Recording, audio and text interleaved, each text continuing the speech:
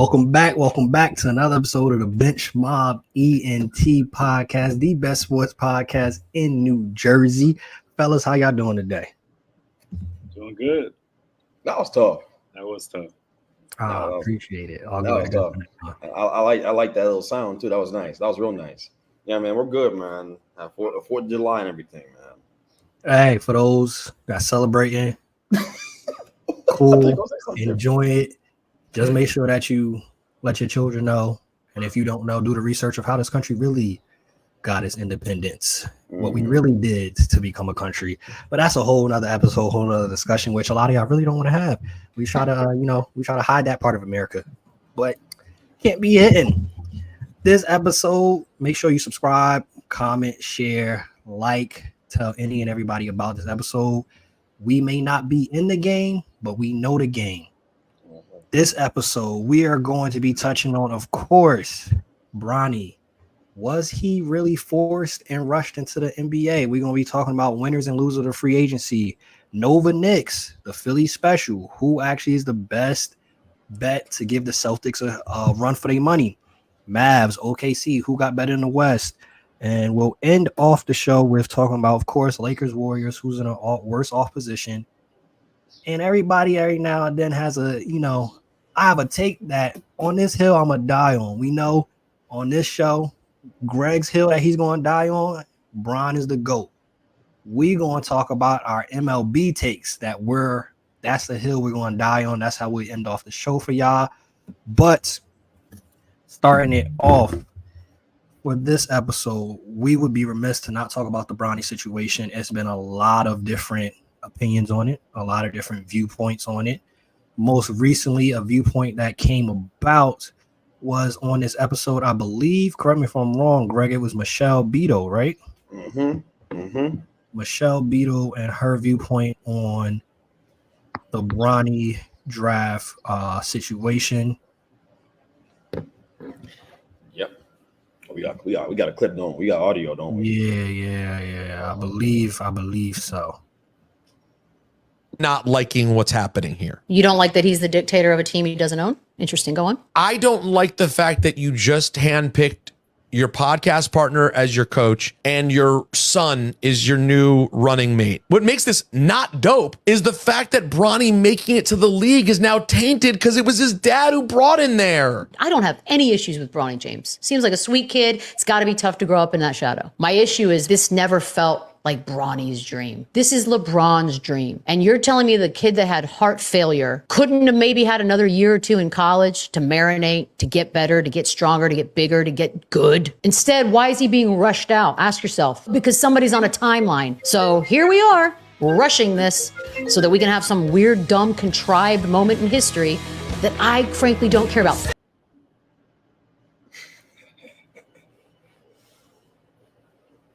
Hey. You guys are on mute. Do y'all feel that Bron selfishly moved Bronny early to the league for his legacy and not actually for Bronny's dream? It's an interesting point. I mean, I never thought of it like that, but I'd like to say no. I think like Bronny always had this dream to make it to the league and all that stuff. But definitely the dream of them playing together got sped up, a little faster than you would have liked. I mean, I do agree he should have stayed maybe another year or two to kind of develop a little bit. But also he's going to be able to develop in the G League this year. So he's got a fully guaranteed contract.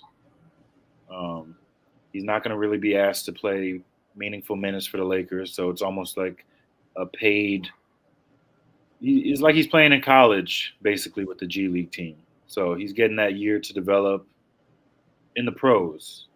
He doesn't have to worry about school. He gets to focus solely on basketball.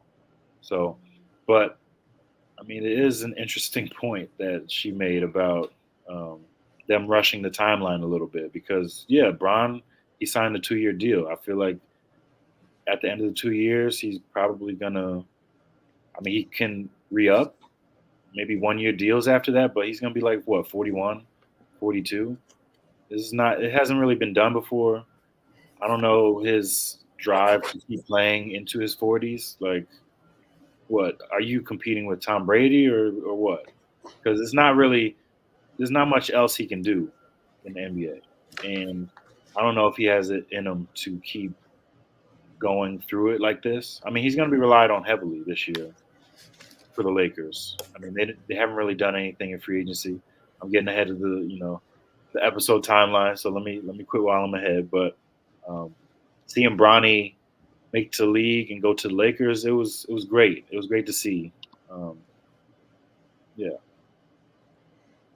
I mean, I think the reason why you didn't have that thought about Bronny in the first place is because you're not Michelle Beadle.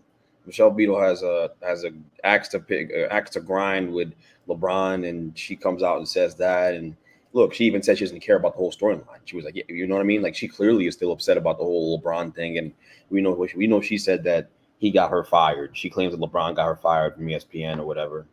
And so, look, I'm not gonna deny that or whatever. I don't know what happened. But regardless of that, she clearly she's coming from a bias standpoint. All right. She has a bias against LeBron. Everyone's biased against in their own way. But I get a kick out of this. I think, yes, Bronny could have used the time in college for sure and had more time to develop as a player. But I also feel like, look, who better than LeBron James to know what's best for his kid when it comes to basketball? We're gonna sit here and act as if we know better than him. We know better than he does. If that guy wants to develop and learn how to play basketball at a high level, we should learn how to play basketball in the NBA's style of play, right? And we all know it's different. It's not like playing in college, all right? So Michelle Beadle doesn't know that. Michelle Beadle don't know that. She don't watch enough basketball to know that. And I'm going to bet my bottom dollar on that. I bet my savings account on that shit that she's not watching the game in that way to understand, right?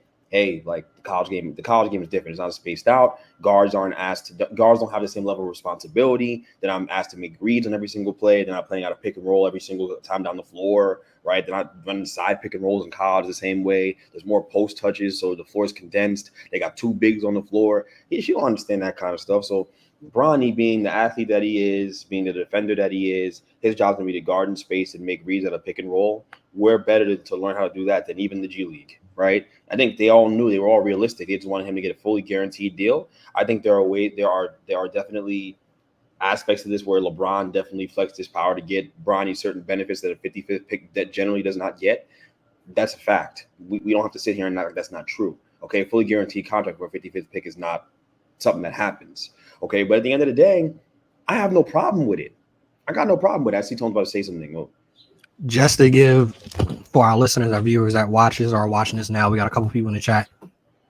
Specifically with Rich Paul clients, every second round pick that he's had under Clutch has gotten fully guaranteed contracts. This is nothing new concerning with Bronny. And last year, I forget the player's name, but he had like the highest paid ever fully guaranteed contract for a second round pick under Clutch. So this is nothing new. You said what? It's probably that guy Livingston from Kentucky. Probably him. Yeah.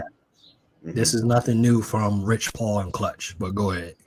Yeah, all the more reason, right? So we can sit here and act as if like this is all, he's a Nepo baby and all that stuff. I'm not saying that he isn't. I'm not going to sit here and say that he isn't.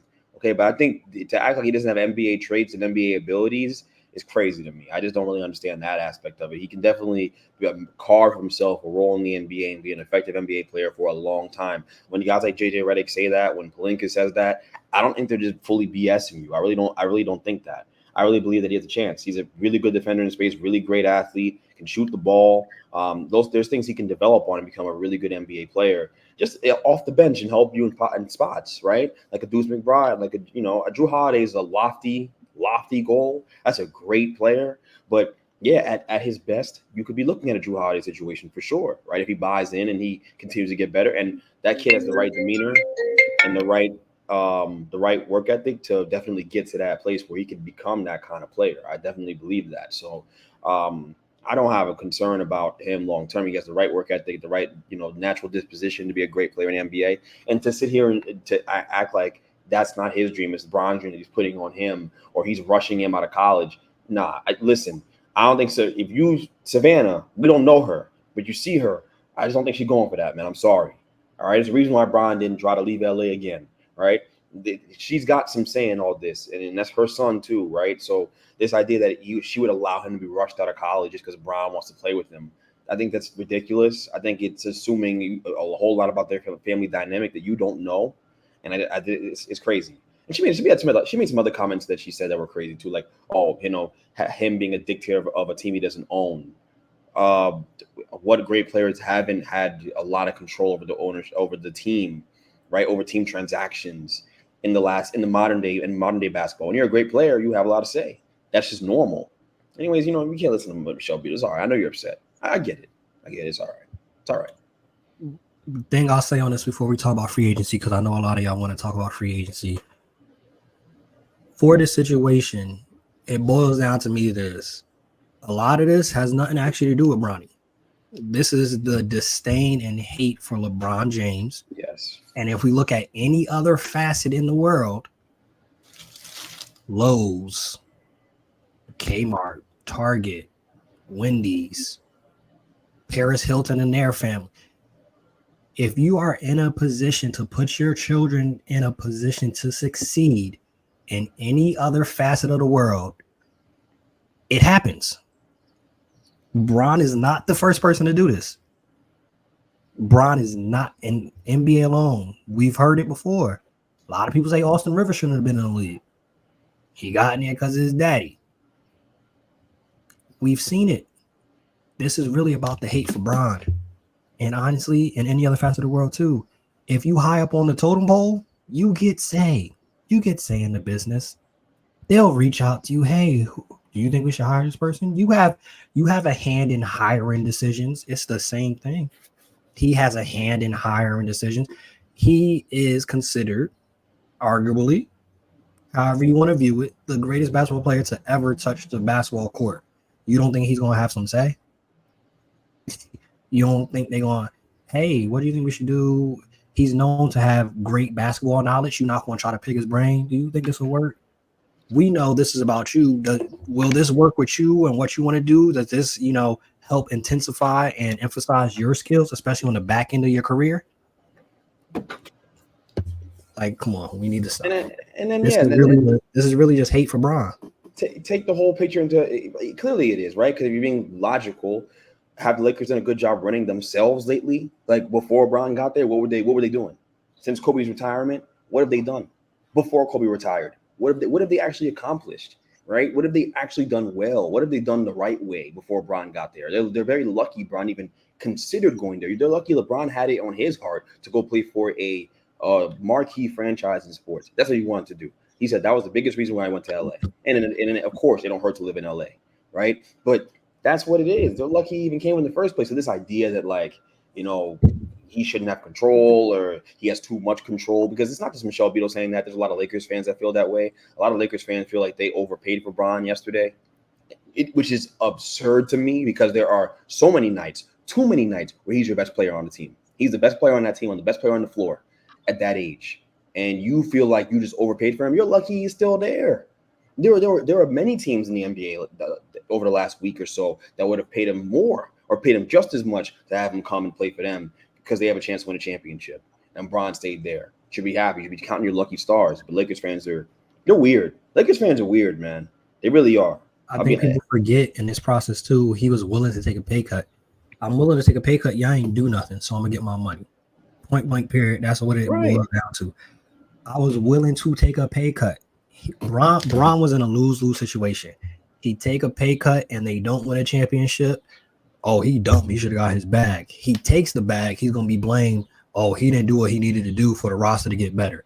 He was in a lose-lose situation regardless. Right. And the last thing I'll say regarding Bronny, Kobe said it best. I forego college. I decided not to go to college because we're better to actually improve my game than at the highest level. That's right. We don't see this anywhere else. You get a job, you don't, hey, let me go continue to take college credits, even though I have an opportunity to intern with Rich Paul and his crew. I have an opportunity to intern with Wasserman Management Entertainment Group.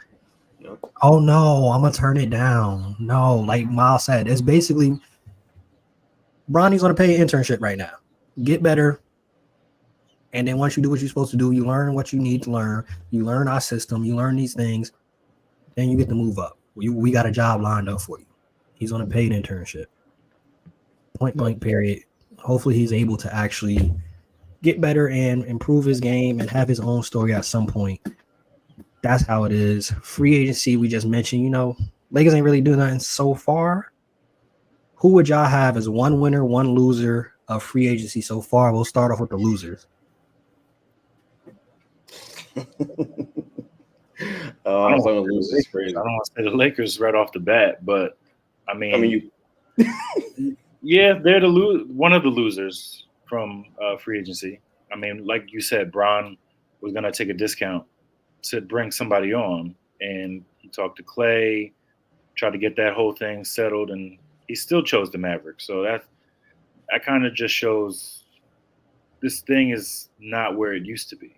I mean, even you can have LeBron recruiting you, and you're picking going to Dallas over being in LA. I mean, no wonder Bron took the full max that he could. He's like, at this point, we're not going to get any of the players that we want. Like, I don't even know if DeMar is still in the picture for them anymore, but he'd have to take a discount to come to LA, and we already know he's not. He's about his bread. So I don't think – have they made any moves in free agency? Not one yet. No, sir. Only thing is D'Lo opted back in. Oh, so they're like the Cowboys right now. Not really doing much in free agency. So they're losers for now. I think there are still trades they can make to become better, right? I think there's still things they can do, and I think taking a very patient approach. They still have those picks burning a hole in their pocket. They know those picks are of no use to them. Really, you can't plan for the future and play for the present at the same time. It doesn't work. So, and I think Pelinka, based on some of these press conferences he's had, is really big on talking about the future and talking about the player development program and all this stuff. And you have LeBron James on a 1+1 deal. All right, you should try to maximize this window now because you're not going to be very good when he goes. There's just no reason for me to believe you're going to be a very good team when he goes. And if you think you're going to be, you're going to have to pair Anthony Davis with a formidable all-star level player to even have a chance to compete in that Western Conference with Shea, who's going nowhere. OKC, who's going nowhere. You know what I mean? Like, they're going to be here for the next 10 years, man. They're going nowhere. And then you've got the Denver, who's going to be around, always be a threat. Minnesota, man, you got to go get him another guy to go play with post LeBron. And look, that's a different story for a different day.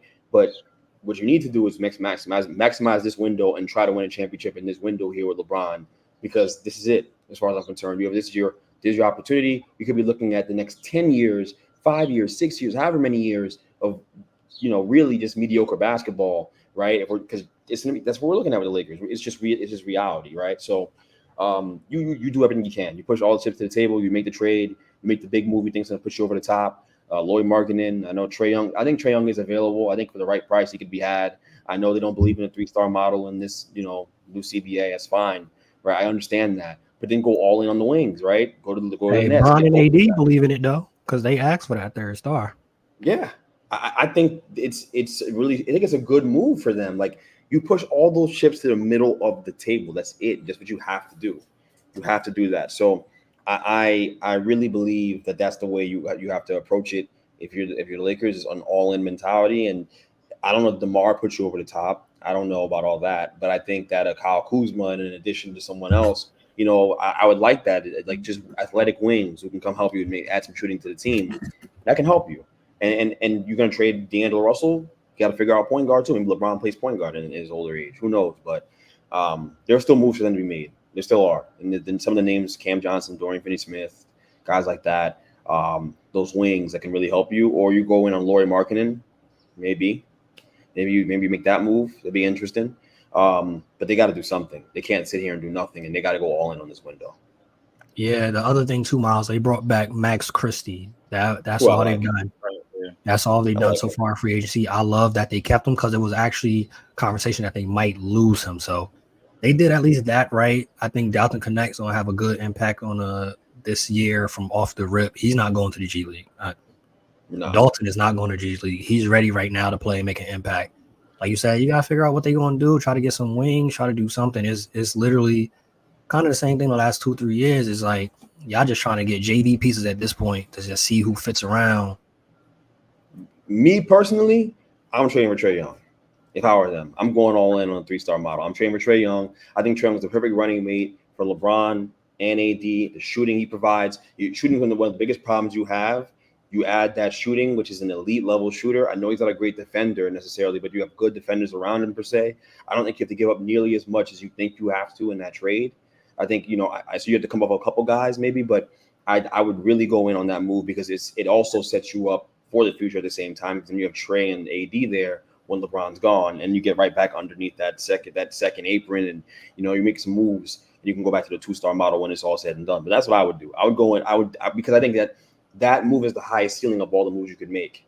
If it works, it's a boom, right? It's a hit. You're gonna potentially win an NBA championship. If it doesn't work, all right, it sucks. But what you're doing now may not work anyways. At least now that's that big three, and you surround them with any kind of shooting with connect, or you got we can keep Reeves maybe right on the contract, but you can because we know the Phoenix Suns pull money out of their behind to keep Grayson Allen with those guys over in Phoenix. If you can keep Austin Reeves and some other guys, you really have a formidable five, and you have to have some decent backups. And I think you can probably make that happen. So that's what I would do. I think the Lakers have a chance to compete for real if they had Trae Young. I'd go all in on Trae Young for sure. Greg, you started off one winner of free agency so far, and I kind of think where it might head up. Just so y'all know, and for those that's watching, we are right after this. After they choose their winners, we are going to get into the conversation of who is actually the biggest threat to the Celtics. Is it the Nova Knicks or the Philly Special? We'll get into that. But who do y'all feel are winners of free agency so far? OKC. I mean, if you look at it, their biggest problem was toughness and rebounding, and they kind of figured out the toughness with Hartenstein, and also the Giddey trade, where you trade basically a swap for him and Caruso, an all defensive guard. So that team just added a lot of winning pieces to their roster. I think Hartenstein makes a big difference. You don't have to put too much pressure on Chet to guard bigger fives. You can have him kind of even like roam at the 4 now a little bit. And because Chet is a good defender, it's just he's thin. Yeah, he's real thin. So if you want to keep him healthy at the same time, this was a move that they had to make. I mean, it sucks that Hartenstein left, but I mean, 3 years, $87 million. I mean, I'm not turning that down, even if OKC is terrible place to live. And then getting Caruso, you're swapping out Giddey, who kind of fell out of favor. He moved to the bench. He was already kind of on his way out. And then you add a really good defender, a smart player that every team was interested in at a point when, the Chicago Bulls were clearly trying to sell. So put him next to Shea and Lou Dort and some of their other guys who really play defense. And that's a team that you're adding really good pieces to the number one team in the West from last season. So I don't think they're that far off from winning. They got to get experience. This was good experience this season. Losing to the Mavericks, I'm sure that taught them some things, and they'll take that and run with it. But I think they're one of the big winners from free agency. Totally agree. I think OKC is a winner. I think Philly's a winner.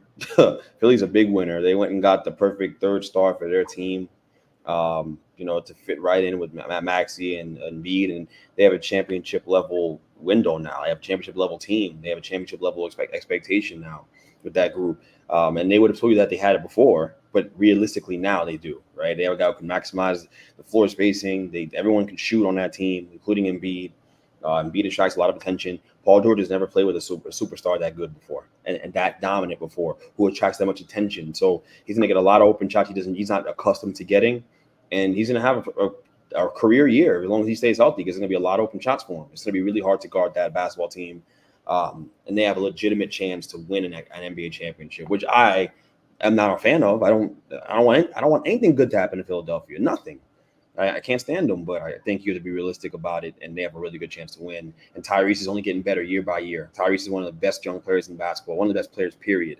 So when you mix that in, you have 3 All-Pro guys, 3 Pro NBA, All NBA guys on your team. You have a chance to go a really long way. So I like what Philly did. I think they maximized that window and they went all in, which is what I'm saying the Lakers should do. It's better to do that than to kind of be on the fence about it when you have a great player on your team. And I just think they've made the right. Morey, he finds ways. He finds a way to get it done every time. He finds a way, man. There's a reason why he's been a GM in the NBA for so long and been a good one in the NBA for so long. He finds ways to make his team really, really good and give him a realistic chance to win a championship. He understands what that means. And it's good because, Embiid wants to win. So if they struck out on Paul George, I think you're seeing a conversation where Embiid might be out this year and next year. But as y'all saw when he was, giving him the heart eyes during the finals, I think Embiid is more than happy that PG is there. And to your point, you want the owner, you want the GM that's going to swing for the fences every time. Steve Ballmer tried to do that with the Kawhi, the PG combination, Harden. I think the Clippers, even with losing PG, you should have got something for them. They are one of the winners in this too, because now you kind of get it's a better structure. I don't think that big 3 was going to work at all. You keep Kawhi, who's going to play about 62 games per year. You bring back Harden, and then you add in even, I think, a sneaky signing. I know he has his off the court issues, but Kevin Porter Jr., if his head is on straight, coming to the Clippers, I think is going to be with Ty Lue as a coach too. At that, he not throwing no soup on Ty Lue. He not doing no stuff like that. Ty Lue not having that. I think Ty Lue could get the best out of him. I don't see them winning a championship or nothing like that. But I think they're winners in this too. Instead of trying to actually force that big 3 again, just for the sake of, we want to sell tickets. That wasn't going to work. Time to have a fresh start. We talked about Philly and transitioning into that. Philly special or the Knicks, the Nova Knicks, who is actually the biggest threat to the Celtics not repeating? That's a trick question, almost feels like, right? I mean, I feel like health is the biggest threat to the Celtics. I mean, if both teams can stay healthy, then that's a challenge for the Celtics on both sides. I mean, you're going to have 2 wings that can defend both guys. They're interchangeable on the Knicks. You're getting Julius Randle back. You still got Brunson. You've got Josh Hart, DiVincenzo, Deuce McBride off the bench. We still have Mitchell Robinson, which, Hardenstein, the loss it hurts, but he's a starting level center in the league. And he was a difference maker against the Cavs 2 years ago when we basically bullied them into submission in the first round. So I don't think Philly's that much better than us. I think we're deeper. We have a lot more pieces. And also I think down the stretch, we're going to have crazy lineups that we can run too, even where we can try a faster lineup with Randall at the 5, and then you have OG at the 4, and so on and so forth. So now the floor spread out. You can move constant, and that's what kind of you want to have. But then on the Philly side of it, you do have Embiid. You get Paul George. You got Tyrese. That's a hell of a big 3 right there. Nobody's debating that. I think that was a big swing they made for Paul George, and getting him definitely puts them neck to neck with the Celtics for the best team in the Eastern Conference. But at the same time, Embiid is a injury-prone big man who, I mean, I'm not wishing anything on him. Like, it's enjoyable watching him play basketball when he's healthy and seeing a guy that big who can do everything that he can do. And same with Paul George. Like, I feel like Paul George has gotten a bad rap. He stayed healthy this year. So if he can stay healthy, do whatever he did this year and keep doing it. I would say the same thing to Anthony Davis. But, like, if Paul George can do the same thing he did this year, then the sky's the limit for this team. Like, the Celtics don't have anybody for Embiid. If you're getting Paul George at his peak, I mean, he doesn't even have to be at his peak because you still got Maxey. Maxey's an ascending talent. I think Paul George honestly should be the number 3 on this team because Maxey is that good, and we'll see where it goes from there. But in my opinion, I still think the Knicks would be ahead of Philly right now.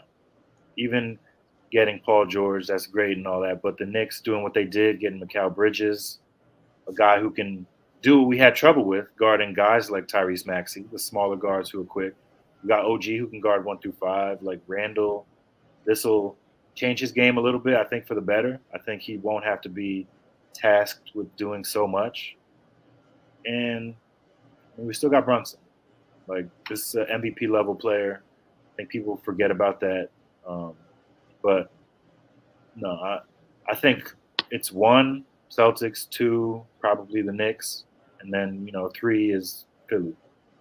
Hey, before Greg breaks down his thoughts on it, Miles, give me what you would think is the best closing lineup for the Knicks since you guys do have that versatility. What would you have as like that closing lineup, or kind of like what the Warriors had? What's y'all death lineup? I think the death lineup would be Brunson, of course. You could either go DiVincenzo or Deuce. I think Deuce's defense, depending on the situation, and his outside shooting is a threat. But DiVincenzo, when he's hot, like, it's different. Bridges at the 3, OG at the 4, and then throwing Randall at the 5. I'm sure Randall wouldn't like too many minutes at the 5, but like if it's for the best for the team, and you get those mismatches where he's got a center on him and he can blow past the center or he can take him outside. Like, it's so many different lineups that I want to see Tibbs play around with early in the season and see what works and what doesn't work.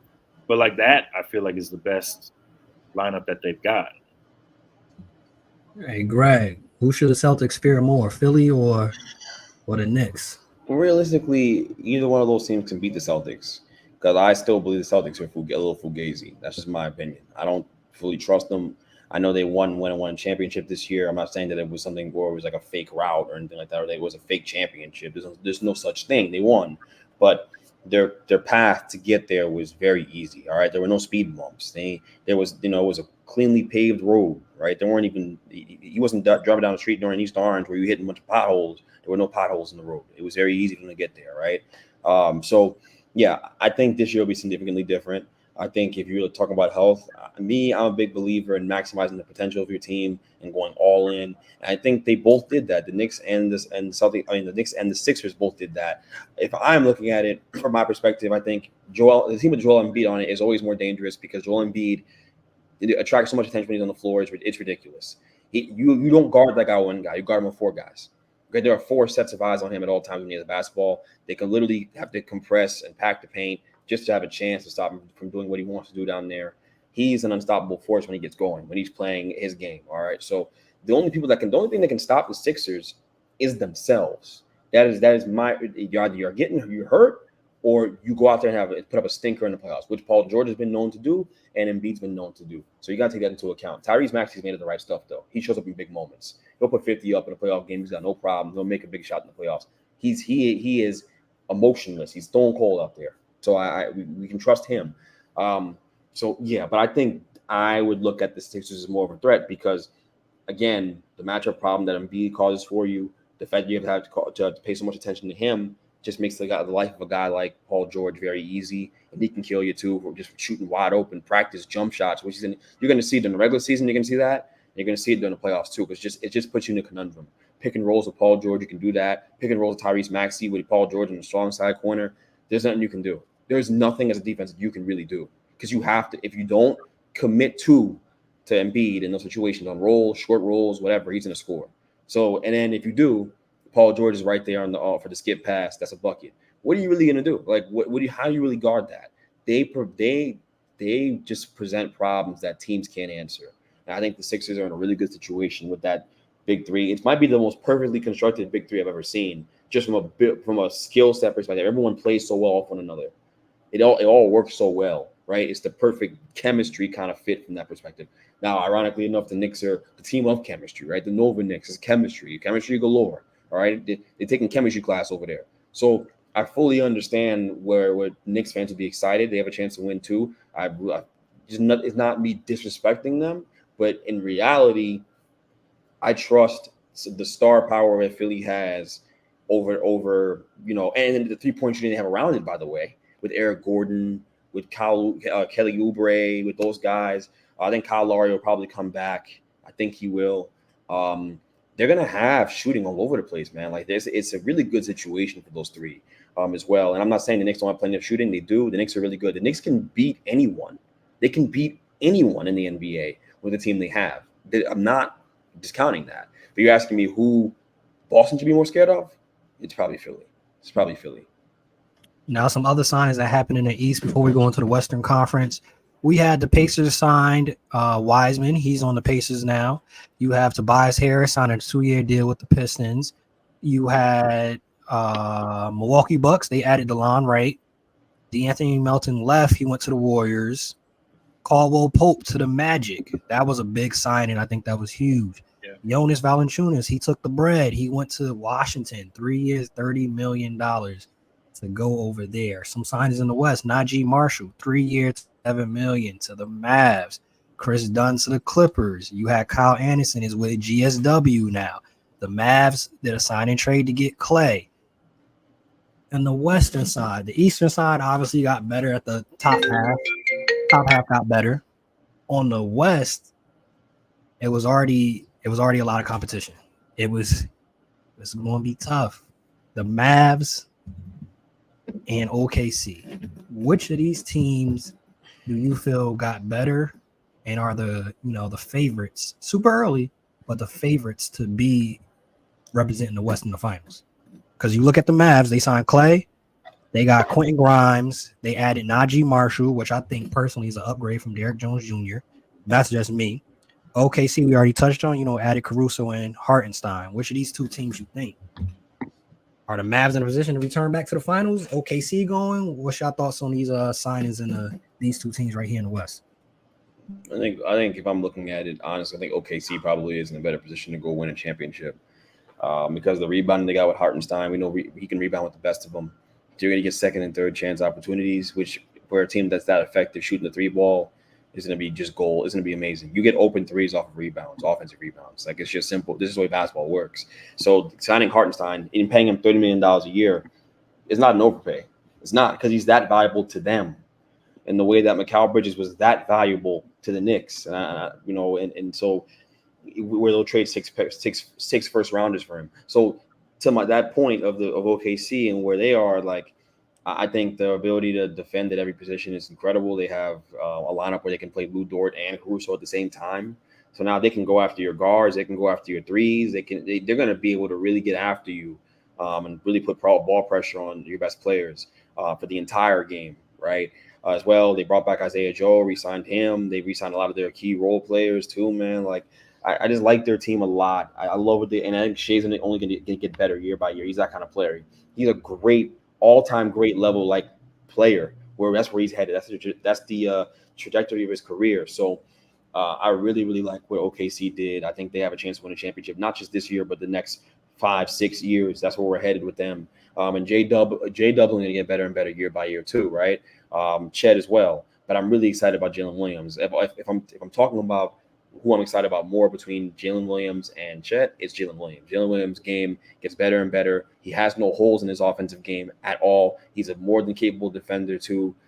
He shoots the ball at a high clip.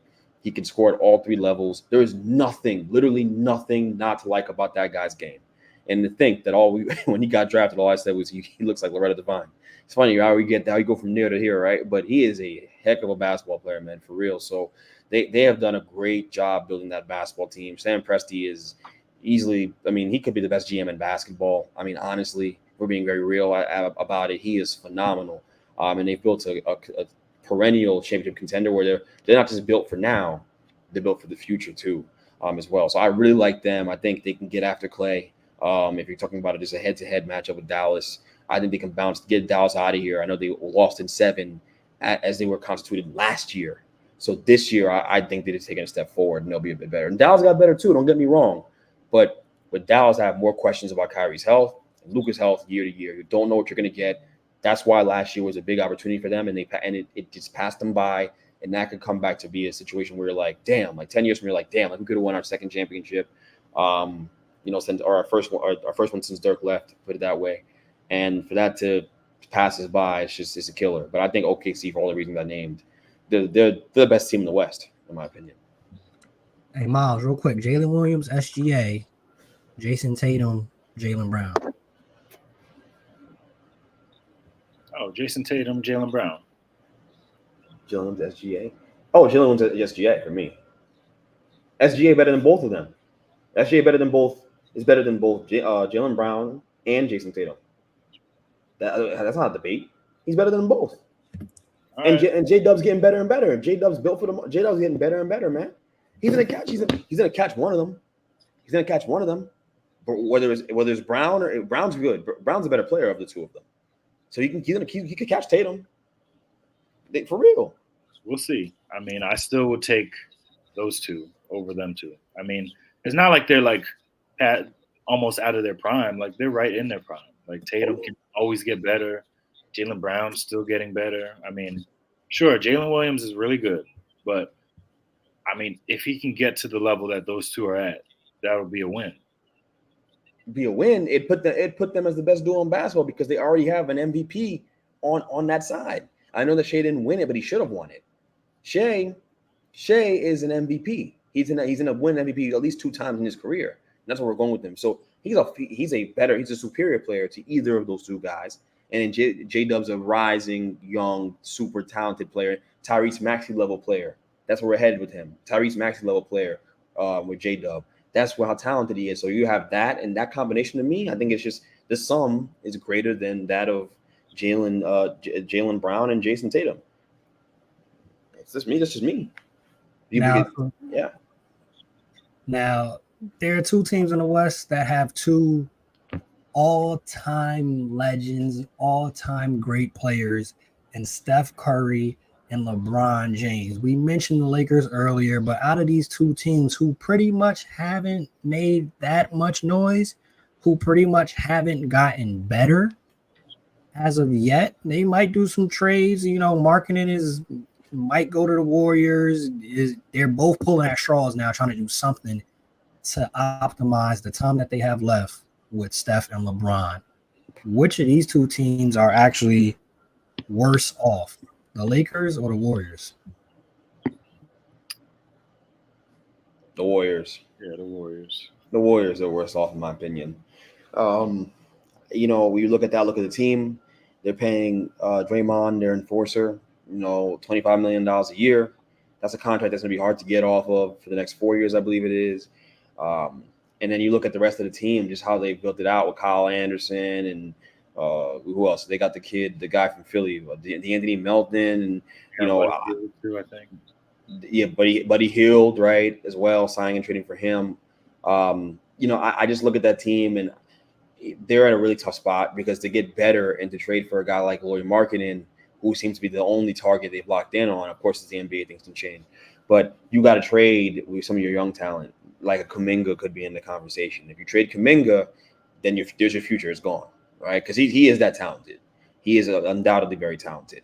So when I look at that situation, and I look at the team, the inner workings of that team, I just feel like it's a harder path to be good. I think the Lakers have a path to make a big trade. They have picks. They have young, talented players under nice contracts. Roy Hachimura, they got Austin Reeves. They got ways they can go get better, right, and maximize the championship window. I do not see a clean path forward for the Warriors to do so because you got to trade Kuminga, which is a really tough thing to come to grips with because he is that good of a player where you have to think about it twice. And then, of course, if you trade for Lauri Markkanen, what are you guaranteeing yourself with the big 3 of Draymond Green, Lauri Markkanen, and Steph Curry? Nothing. You don't guarantee yourself anything with that trade, right? So it's not clean. Like LeBron, AD, and said good player, Brandon Ingram, Kyle Kuzma, whoever. That's a very good place to start. But I don't feel the same way because you don't have a secondary great offensive player like that. And Lauri Markkanen, as good as he is, remember, he's yet to play in big moments. He's unproven. He's unproven in big moments. So you really don't know what you're getting there. There may be some buyer's remorse on the line. The question I see in the chat here, should they have traded should they have traded, or should they have paid Klay Thompson over Draymond? Me personally, I don't think they should have. I think Klay Thompson, I've watched the Warriors for a while, and I've always told people on the side, I've always thought that Klay Thompson was a little bit jealous of Steph Curry. I've always kind of felt that way. People would always kind of look at me like I was crazy when I would say it, but the body language, especially last year, his body language is awful. He was struggling, granted, but like it was to the point where when they did well as a team, he still wasn't really celebrating. You could just see he was on the bench stewing. He was unhappy in Golden State, and you could tell that there was just coming to an end. As well, I think I read something where it said that he and Draymond felt some kind of way when they paid the young guys, right? And Jordan Poole, them dudes. So I think with that situation, you know, it was just best to kind of cut your losses and move on, you know, and keep Draymond there. Draymond's the heart and soul. You need that guy to protect Steph Curry. You do that. I understand it, but I just don't see a clear path for them to become a championship level team the way I see for the Lakers, at least, or at least the Lakers can get in contention. I also think that Poole was probably the exit strategy from getting out of Klay Thompson. I think he was going to be the guy that they used to replace Klay Thompson, and Draymond knocked that out of happening. I mean, the Warriors definitely are worse off than the Lakers, in my opinion. I don't really see another avenue for them to get exponentially better at this point. Even like you said, Markkanen, he's not really proven. He's been on 2 bad teams over the years, or 2 or 3. I don't know. I lost track. But he hasn't played winning basketball in his career. So there's that. The Lakers still have chances to make moves. You still have LeBron and AD. I mean, those two are a better duo than what you have in Steph and Draymond. And, I mean, maybe the Warriors are hoping that Kuminga will take another leap, and maybe he can be that second star next to Steph. I mean, that's a lot to hope for. They started to give him more chances last year, and he started to show that he does have a lot of talent. So that can happen. I mean, crazier things have happened in the league. So, but I just think that the Lakers, they're a playing team right now with opportunities to get a lot better.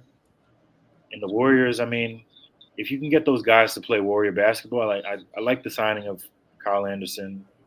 I like them getting DeAndre Melton. I think he's a better version of what you were getting with Klay Thompson. I think he's a shooter who can play really good defense. That's why he was in Philly last year, for his defense and all that and shooting. And then getting Buddy Hield to add more shooting around them. So, I mean, Steve Kerr kind of figures these things out usually. And I think they did add a couple Warrior-like players to that team. But the West is really good. They didn't really improve their standing in the West. Like, they're kind of bottom end, middle of the pack in the West. And there's not really a way to get better. So I think they're going to ride this thing out with Steph and Draymond, and they'll have their farewell tour and jersey numbers retired and all that. But we're not going to see them competing. There's no rings. There's no more banners. I mean, unless they win the play-in, or not the play-in, the little in-season tournament, they can hang that banner. But besides that, I don't see any way for them to make way in the Western Conference. Real quick before we end off the show, we talk, you know, our games and all that good stuff that y'all like to watch and y'all have to tune in, trivia and all those things like that. We mentioned how much the West has gotten better. You've seen OKC get better. You've seen the Mavs get better. You've seen, some would say, addition by subtraction, the Clippers got better. Minnesota pretty much stayed pat. Phoenix pretty much stayed pat. New Orleans, some would say, maybe got better with DeJounte Murray added to that squad. And it's still conversation that they might try to, you know, get rid of BI. But if not, that's not a bad lineup.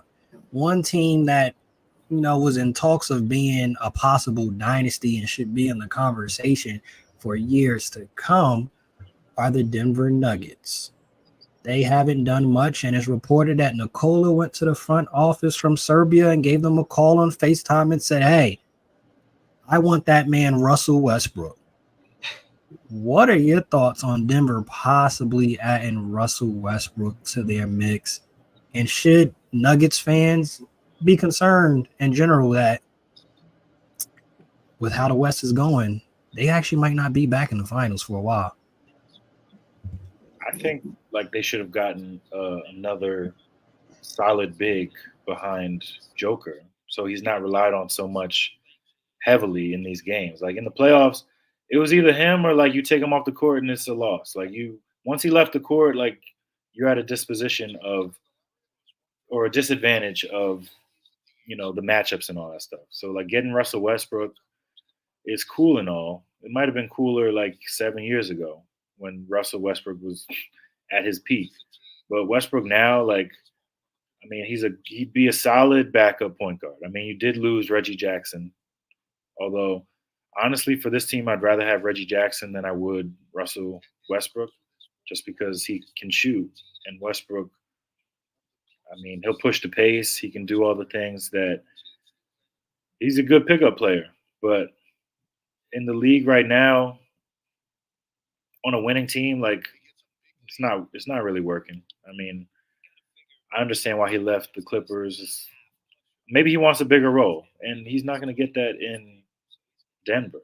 So, I don't know. There's no real direction in Denver. I just see kind of them trying to figure it out. Like Christian Bron is going to have to step in for Caldwell Pope. I'm pretty sure that's why they let him go. But like they haven't really gotten better. Like they re-signed DeAndre Jordan to back him up. So in a sense, they don't have a backup big because DeAndre Jordan is not giving you anything anymore, and he's not a big in the similar sense to Joker. Like someone like a Hartenstein would have been perfect backing up Joker, but yeah. those bigs who make plays and can pass and do all those little things are going to cost a lot of money. So, I mean, they're tightly capped where they are. I mean, Jamal Murray got a new deal, 5 years, $200 million. You still got Michael Porter Jr. on that $175 million deal. And Joker is probably due for more bread at some point. So I just think they have no moves to make because they know with this cap, once you're hard capped at the second apron, it kind of locks you into what you have. And you don't really have any moves that you can make. So, I mean, that's why this new CBA is giving teams a lot of issues. Hey, one thing I'll say, and we'll transition on the Russell Westbrook front. Reports came out that he had an issue with coming off the bench. Actually, even though it was reported otherwise that things were good and he was being a great citizen and all of the things of the nature. If this is true, I think Russell Westbrook is in a very, very tough situation. If you want to win, you're not starting anymore. I don't know if his brother needs to have this conversation, his agent, maybe Kendrick Lamar, maybe one of the other rappers from out in LA. Somebody needs to have the conversation. If you want to win, Rush, you're not starting on any team. If you want to start and you want a bigger role, that's the other thing. Sad to say, I don't think you're starting anymore, period. Because if a young team that's not trying to win decides to get Russ, it's not to have you start because you're going to affect winning. For some reason, he strives in situations where they're supposed to be projected to win 25 games. What Russ go do? Win 46 games, get you in the play-in. What does that do? Prevent you from getting a top draft pick in a draft that's coming up, which is not like this draft where people were literally trying to give away their picks. Like, do I really want to draft this year? Next year, you're talking about a Cooper Flag. Yeah. And others, but Cooper Flag. Oh, yeah. It's going to be teams clamoring to make sure we are in position to lose. And Russ is not signing up for no team that wants to lose. So it needs to be some type of revelation, a coming to Jesus moment for Russell Westbrook. Either you want to win and go play 15 to 20 minutes a game, or just call it quits at this point, honestly, because you're not starting getting those 30 minutes a game anymore. It's not happening. Good luck to the Nuggets going after Westbrook. Good luck. That's all I'll say.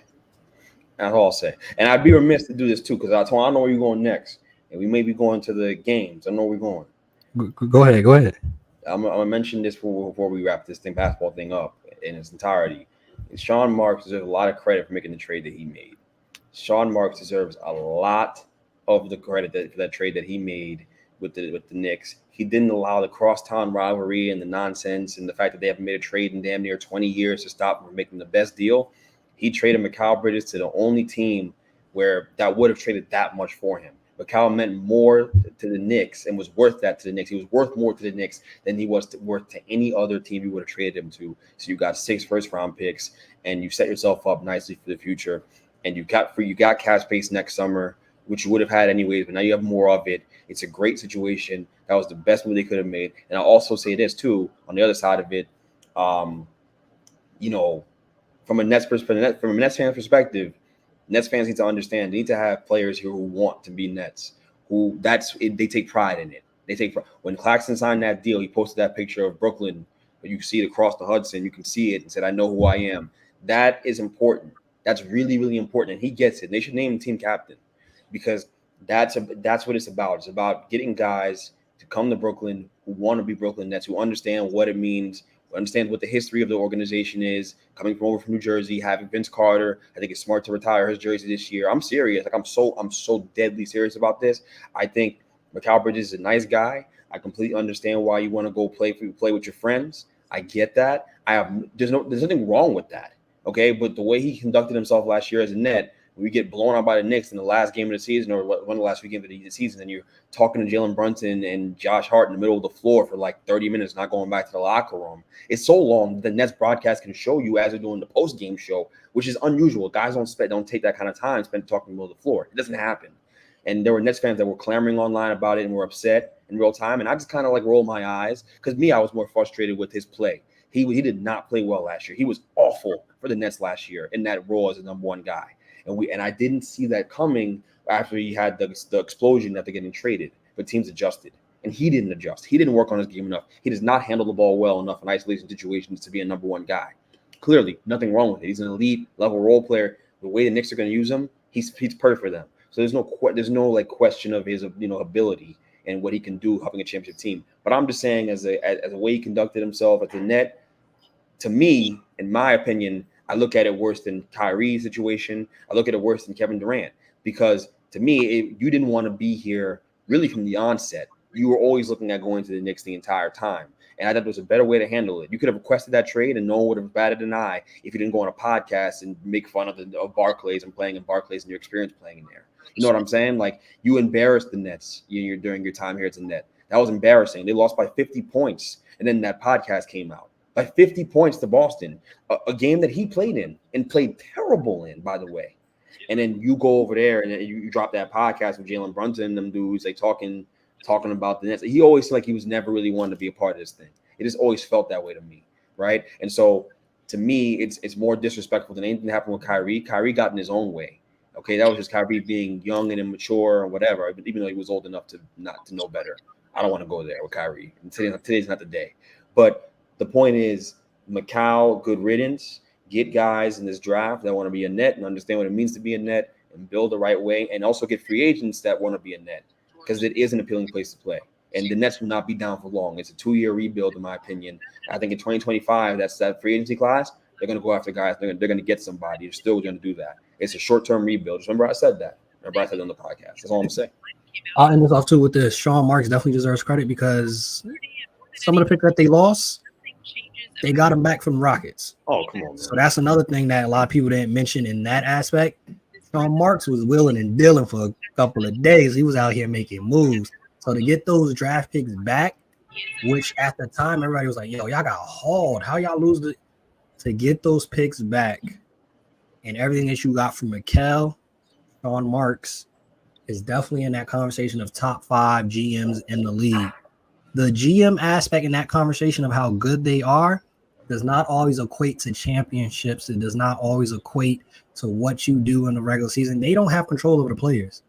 But what they do to construct a roster and a lineup to put you in position to win, they did their part right there. Now it's on the coaches. Now it's on the players to do their part.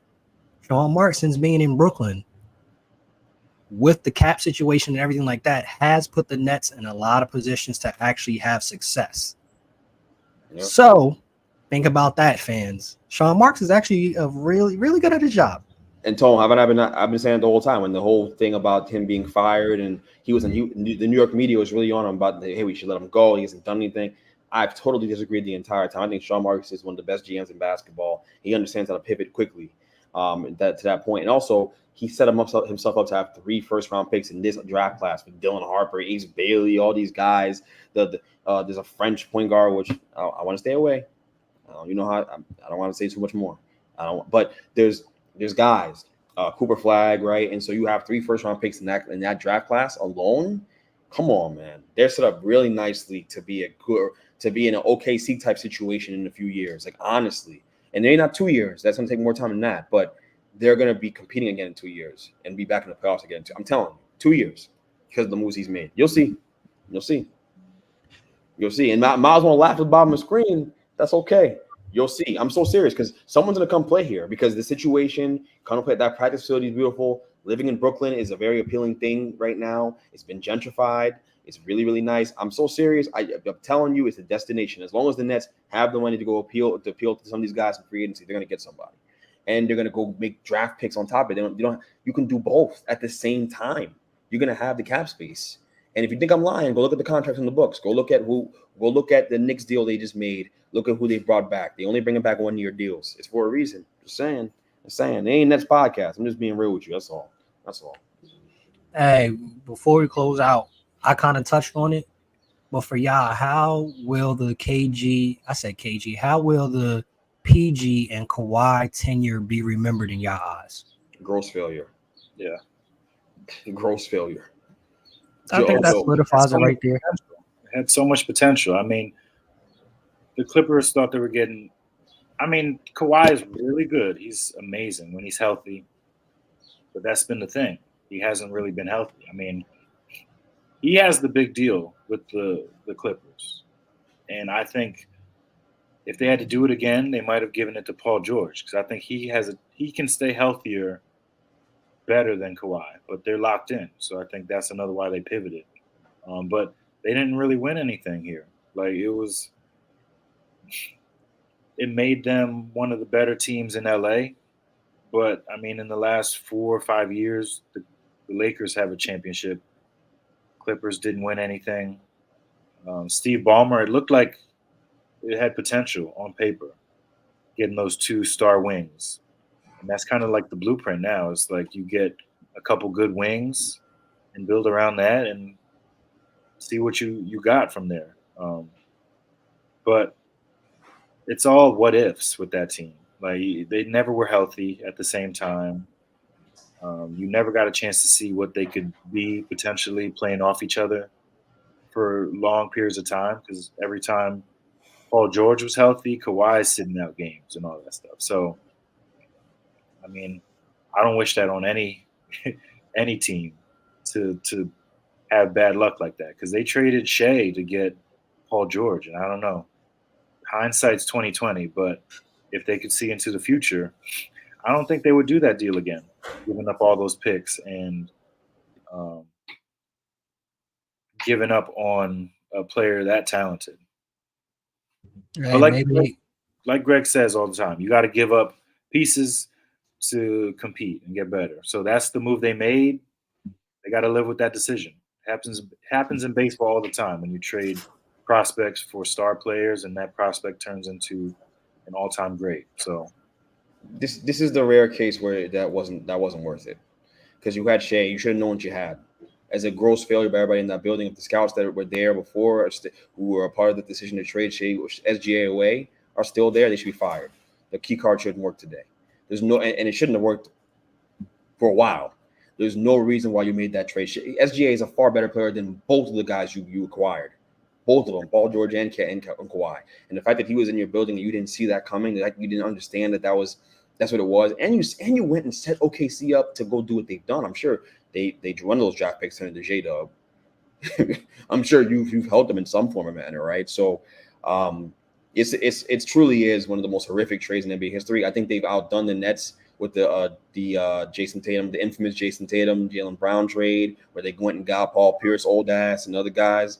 You know, they've outdone the Nets. That's the worst trade in NBA history because of what they gave up. Because SGA is going to be a 2-time, 3-time MVP in this league. He's that good. So, in my opinion, it's the worst trade I've ever seen. It is. It's not worse. How's that worse than the Celtics were?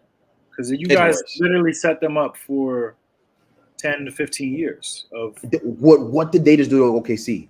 How long do you think OKC about to go run stuff in the NBA? And OKC's gonna win he's gonna win a ring. It's gonna happen. I'm telling you right now. And it's all under controlled assets. Controlled assets now. They're going for it right now. And then even if they miss, they're gonna go for it again because they're gonna have a second wind with all them picks and SGA being there, wanting to be there. Man, what? SGA is a far better player than Jason Tatum or Jaylen Brown. I'll tell you that right now. He's far better. And they ain't in the same tier. They're not in the same tier. Don't even talk to me about the same tier. Have a ring. They've been to multiple finals. Like who has been? Who? Oh, the Jaylen Brown, Jason Tatum. So what? What do you mean? So what? What's the point of all this? When you watch the game, when you watch the game, it ain't just about finals appearances. They've had great teams. When you watch the game closely, SGA is a far better basketball player than Jason Tatum and Jaylen Brown. I ain't having no argument about that either. Offensively, he blows him out the water. He's a far better player. If that guy's your 1A, you have a chance to win every single year. Now you have those two together. Those two are together. They're a package deal. But if I just had Jason Tatum as my 1A on that team, how far are we really getting? How far are we getting? For real, how far is he taking me? Not very far. We done seen a movie before. Just saying. Jaylen Brown, he holds his water. He's a great player. He's doing his thing. I'll give him credit. But I'm not saying Jason Tatum isn't a really good player, but that's the point. He's really good. He's not great. He's really, really good. SGA is better than both of them. I think that trade is far worse because of what you give up. Generational. We use the term too lightly. SGA is a generational player. He is. Is Jaylen Brown or Jason Tatum generational? Hell no, they're not. Hell no. I don't want to hear that. Don't tell me, Miles. Tell me I'm wrong. Tell me I'm wrong because you know damn well I'm right. You know damn well that I'm right, bro. I don't think any of them are generational. SGA isn't generational.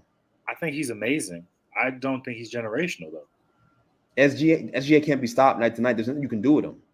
How many bad nights has he had all year? 5 of them, maybe, all year. I didn't see him have a bad night, bro. He's a great player, bro. He's a great player. Great. He's a great player. But at the same time, we can't. Who would you have as generational? I mean, you get Bron, you got Wemby, it's like guys that are one of one. Like you don't see this player that often. Like Shea, I mean, I'm sure we've seen this guy before. He looks familiar. He's somewhere out there in the league. But like guys like Bron, like Wemby, we're not seeing guys like that. There's a point guard as good as SGA right now in the NBA. I didn't say that, but I'm saying that we've seen guys that can do what he does. I'm not. It's not so. He's dominant. He's dominant. Mm-hmm. He's a dominant player. Like he's really impossible to defend. He really is. Like the stop and go, his ability to use his body. He's a master of his craft. He really is, man. Like he truly is. And he's 6'6". It's not like he's Kyrie where you can affect his shot and sometimes he's gonna have a bad night. Nah, man, he's shooting over you. He's getting to the free throw line with regularity. He's down. You know what he is? You know what he reminds me of? And it's not exactly the same stylistically, but it's the same in terms of context. He reminds me of James Harden in his heyday, the dominance that he had offensively, where like either you're gonna foul me, I'm gonna score, or I'm gonna get somebody involved. And it's just no one way about it. One of those things are happening. You're not gonna get a stop. You're not turning me over. You're not speeding me up and playing at my pace. He reminds me of James Harden in his heyday in that sense, where you just know something doesn't happen when the ball's in his hands. He can be your offensive hub for the entirety of a season. You're going to win 60 games every year because he's just that good. Tell me I'm wrong, And can you say that about Jaylen Brown and Jason Tatum? Can you say that about either one of them? Because you can't. You can't. There you go. So in my opinion, this trade is far more heinous and worse than that Nets trade they made to the Celtics. It is. It is, in my opinion. They've taken the title. The Clippers have outdone themselves. Idiots. By the way, I think Jerry West was a part of that staff that said that shouldn't have happened. Shout out to Coach Rob Allen that we had on earlier, who is a pro basketball trainer who was there for Shea's draft day and his draft workout for the combine and things of that nature. He said he knew back then young Shea was going to be really good in the league. So people had saw it. People, talent, skill, trainers, coaches, Jerry West, God rest his soul, saw the talent. I think what we forgetting is we hold Bron up to the fire anytime a trade that doesn't work out. We hold him up to the fire. Kawhi wanted PG, by the way. For those that forgot, Kawhi wanted that. So Kawhi got to wear some of that too. Outside of that Clippers front office, Kawhi wanted PG, and we see how that worked out. Before we try to end our game, I think Nick Yak just hopped on the live at the beginning of the show because this is his comments in regards of the Bron situation. Keep watching the show. I'm sure you'll see it, but this seems a little bit you just joined in, so you'll see it later at the end of the show. Kappa facts. CP3 will get the most out of Wemby and the San Antonio Spurs. Facts. Yeah. They finally got someone to give him the ball and stop being an idiot and shooting stupid shots and not give him the ball. I think it's that simple. Give Wemby the ball, good things are going to happen. You can win an MVP. You don't get, and you can win a bunch of games. You don't, you'll be what you were last year. Thank God they went and got an adult that knows how to play the game at a high level.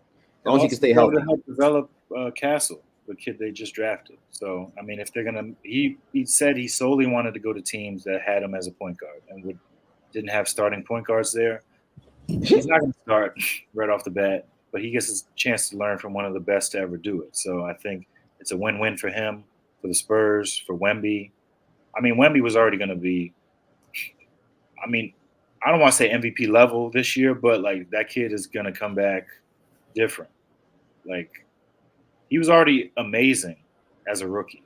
So imagine second-year Wemby on that Spurs team with an actual floor general instead of having, like, Trey Jones and whoever else running point who don't know what they're doing. Hey, something to just mention before the next thing, right?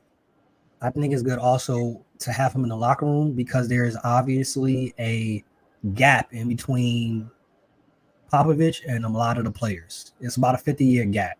And one of the reports that came out was that they're already catering to some of these young players. They were getting annoyed that the media kept asking them questions about Wemby.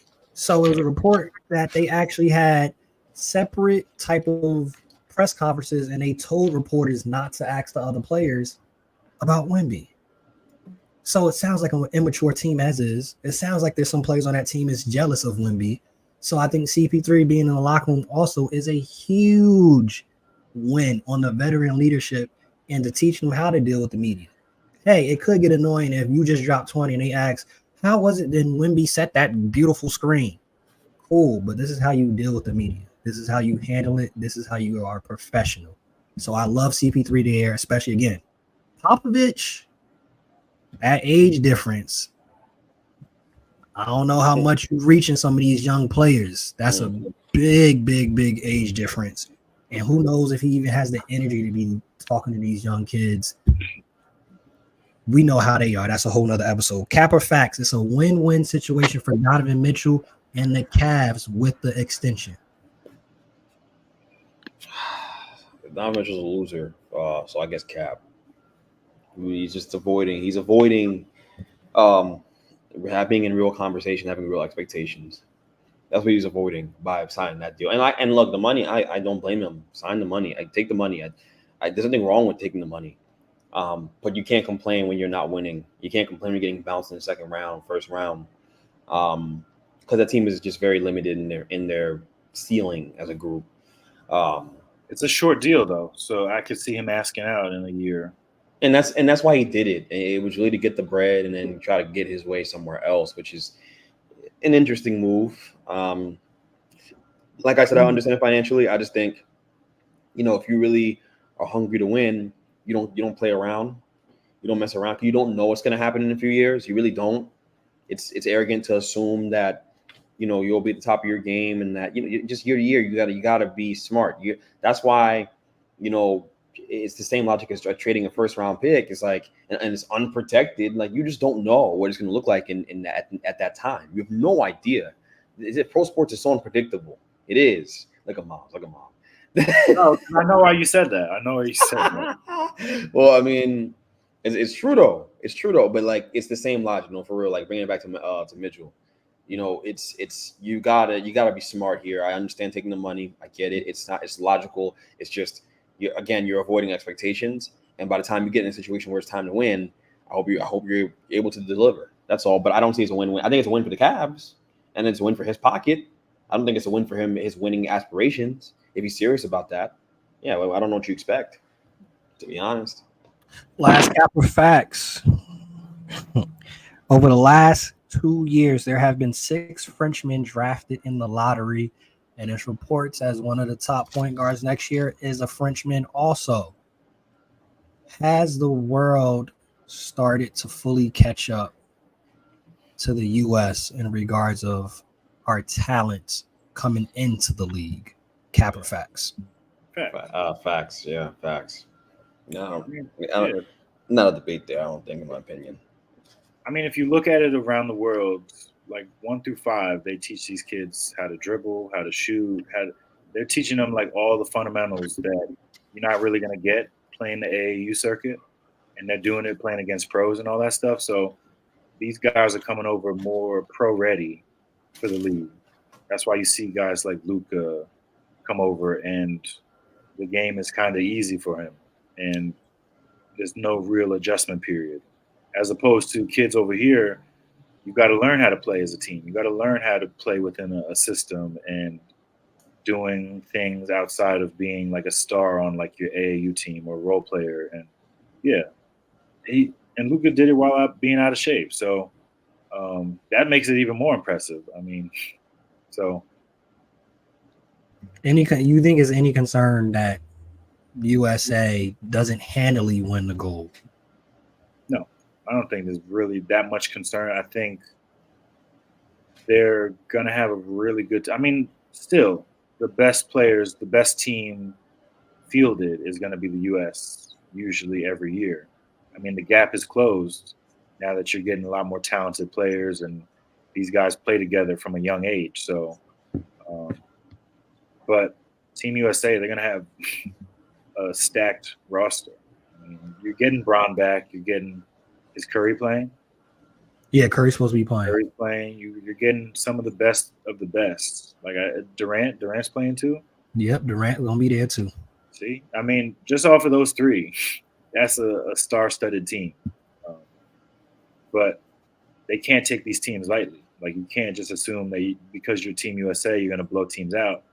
I mean, this is a better team that they had than last year when none of those guys played, and I'm sure they took some of those teams for granted. I mean, they finished 4th. That doesn't happen.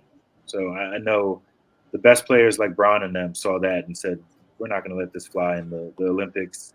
Like, we got to take gold, show the rest of the world that we're still the top dogs. And you guys are still playing second fiddle to us. So. Yep, we'll see what happens this year. Olympics, that'll definitely be on the show. We will definitely be talking about the Olympics, keeping up to date with that. Basketball, track, maybe swimming. We'll definitely keep y'all up to date with that for sure. I'm surprised that, the Clippers didn't stop Kawhi from going over there. I'm surprised Philly didn't stop Embiid from going over there with both of their knee situations. But, hey, maybe it'll be a situation where they're like Larry Bird. They're going to play 10, 15 minutes and just sit down, not really do too much to exert their bodies, being that health is a big concern from Philly. Like I said, I'm surprised they didn't do that. End off the show, big threes, because now they have a big 3, PG, Embiid, and Maxey. Would you rather PG, Embiid, Maxey, or Tatum, Brown, and Porzingis?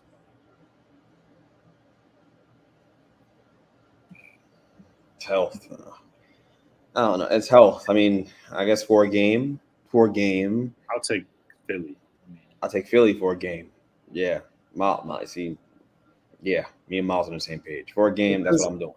Porzingis is going to get eaten alive by Embiid if you're putting him on Embiid, which probably.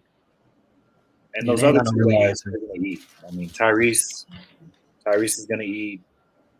Paul George, I mean, it depends. If he's hitting his shots and all that stuff, then sure. But it's not going to be a blowout. PG, Embiid, Maxey, or Aaron Gordon, Jokic, Murray. PG, and Yeah, Reed Max. PG. I'm not even talking about why.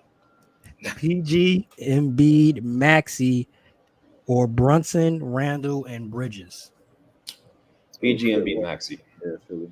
Yeah, Well, just because there's no center there, and just Embiid because you ain't gotta do all that. You ain't Yeah, gotta, I have to. I have to. we had an hour and 20 in the show. You ain't Because gotta if do we all that. expand, no, I already It's gave my obvious. response for why I think the Knicks are Just- better.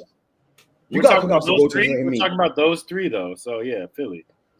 PG, Embiid, PG, Embiid, Maxey, or Bill, Booker, and KD. Oh, Philly. PG and beat Maxey. Oh, looking like y'all viewed them as the best big three in the league. They are, and yeah, I mean, KD. They were gonna. There's rumor. Those rumors about him being traded don't just happen for no reason. Okay, like there's the Phoenix is interested in trading him. They're just BSing us. I'm telling you, diversionary tactics. They're gonna move him. It's a matter of time. PG, Embiid, Maxey, or SGA, Chet, and Jalen Williams. Now that's a good one. That's the one we can have a conversation about. But I still take PG and beat Maxey for now.